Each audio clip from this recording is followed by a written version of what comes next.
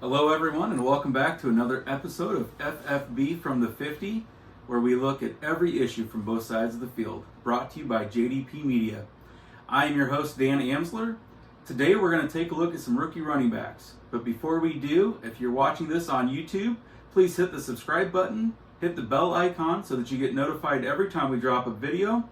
Gently tap the like button to make you think it's your friend, and then take it down to Mr. Ballin. All right, here we go. All right, so last week I talked to everybody about the first year that I was fantasy relevant back in 2010 and what had changed to make me do a lot better and be more successful. One of the first things that I started doing was researching rookies, and that's when I landed Arian Foster in the draft. Picked him up in the 9th round, and he became an absolute fantasy stud for me, finishing as the #1 overall running back. So tonight, I want to take a look at 3 running backs, 3 wide receivers, all rookies, who could help make your team.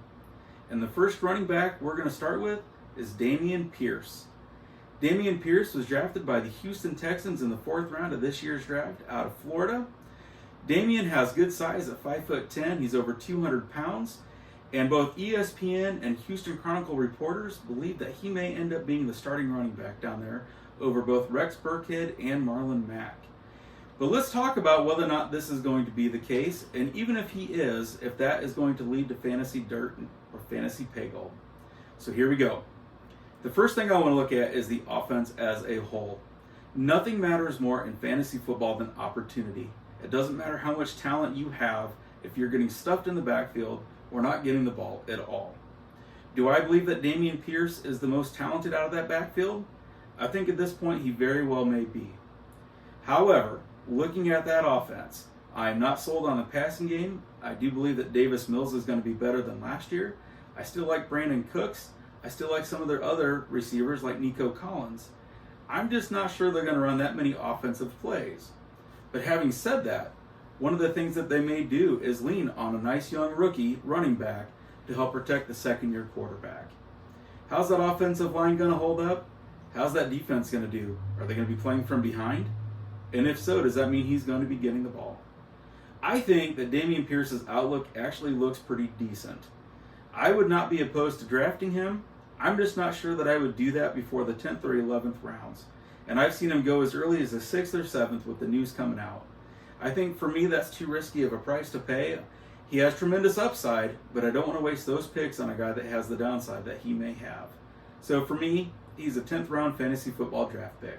All right, the next running back I want to talk about is Brian Robinson Jr. He was the Washington Commanders' 3rd round pick out of Alabama. I find him to be incredibly intriguing. I do not believe Antonio Gibson is going to completely disappear, but Antonio Gibson fumbled 6 times last year, losing 4, and has already fumbled this preseason. If there's one thing coaches can't stand, it's a running back that gives away the ball.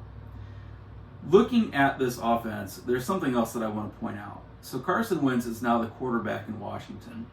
Last year, when he was the quarterback with the Indianapolis Colts, we saw them move away from the running back by committee. Nyheim Hines is a pass-catching specialist, much like J.D. McKissick, but his role last year really diminished, and we saw Jonathan Taylor, a bell cow back, step up. I've got a strong sneaking suspicion that Washington will probably try to do the same. I love Carson Wentz, but he just has not been the same since he hurt his knee.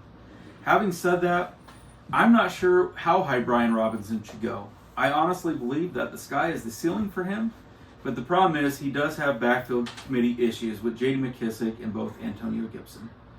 We'll see. That defense should be pretty stout, should keep the offense on the field. Sky's the limit. I think I would probably take Brian Robinson in the 8th or 9th round, just simply based upon his upside. All right, the last running back we're going to talk about in this video is Isaiah Pacheco, the Kansas City Chiefs' 7th round pick out of Rutgers. Isaiah Pacheco is a guy that I have picked up in all of my drafts simply because I can get him late.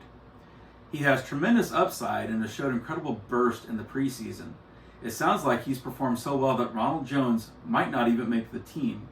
They still have Clyde Edwards-Helaire and Jerick McKinnon, but you know that they're going to look for that explosive playmaking ability. That's what that entire Kansas City offense is based upon. Now, having said that, we need to make sure we have realistic expectations.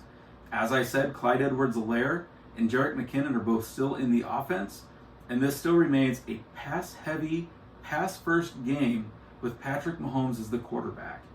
So curb your expectations, but having him on your deeper bench is not a bad play at all. I would take him 13th, 14th round, and it is possible you could get potential 8th or 9th round upside with him if Clyde Edwards-Helaire goes down with injury. All right, let's talk about some rookie wide receivers. When you're talking about your wide receivers, the first thing you have to talk about is quarterback play. And to be perfectly honest with you, I did not feel like any of the first round wide receivers went to a real great spot for them, simply because I feel like the quarterback play is going to hold them all down, with the exception of one. I am a fan of Chris Olave and feel like out of all the rookie wide receivers this year, he landed in the best potential spot he could have landed in. And here's why. Jameis Winston is still projected to be the starting quarterback. And I know that Jameis gets a lot of grief over the 30 interceptions that he threw. But we can't forget that he also threw 5,000 yards and 30 touchdowns in that season. Last year, before he got hurt, he was actually playing the best football of his career. Ahead of him on the depth chart right now is only Michael Thomas and Jarvis Landry. And he may have already boosted past Jarvis Landry. Michael Thomas is already dealing with a hamstring issue this preseason, and we know the issues that he's had with injuries over the past couple of seasons. In fact, I read kind of an interesting stat. The last time Michael Thomas caught a touchdown in the NFL was pre-COVID. Chris Olave has possibly landed in the best spot of any of those wide receivers because his opportunity should be there. I could see him completely getting a 20 to 25% target share in that offense. And that offense is a good offense. You still have Alvin Kamara, you have a fantastic offensive line, and a fantastic defense that will keep that offense on the field. The next wide receiver I want to talk about is the Kansas City Chiefs' second-round wide receiver out of Western Michigan, Sky Moore. So Sky ended up landing in, I think, another good situation. When you look at the Kansas City Chiefs wide receiver depth chart, ahead of him is Juju Smith-Schuster, Mecole Hardman, and Marquez Valdes-Scantling. Sky Moore is more explosive than any of those guys and should end up getting a fairly decent target share in that offense. The one thing that may hold him back is his size, but his explosive playmaking ability should actually lead to him being the best receiver on that offense. I would probably take him in the 8th or 9th round in a redraft league, but I might actually target him a little bit sooner in a dynasty or a keeper league. I think the sky is the limit for Sky Moore, no pun intended, simply because of that playmaking ability and being attached to the most explosive offense in the NFL. Definitely focus on him in dynasty and keeper leagues. We may not see the returns this year because there are a lot of mouths to feed on that offense. Don't forget Travis Kelce is still there, but he will rise to the top. The final wide receiver I want to talk about is Romeo Doubs, the Green Bay Packers' 4th round pick out of Nevada. Now, Romeo is one of those players whose average draft position, his ADP, has risen drastically in the preseason. I hate to be Debbie Downer, but I think we should pump the brakes. According to Aaron Rodgers, he wants Allen Lazard, Randall Cobb, and, believe it or not, Sammy Watkins to all start in front of him.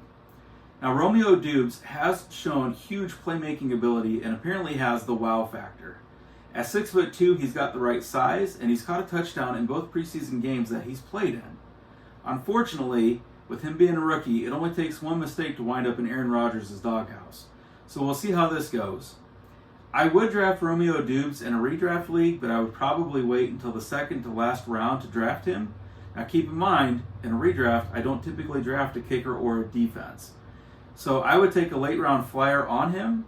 I might target him a little bit more heavily in a dynasty or a keeper league, just simply because I think as time goes on, he will win Aaron Rodgers' trust, but he's not there yet. So let's pump the brakes on Romeo Doubs.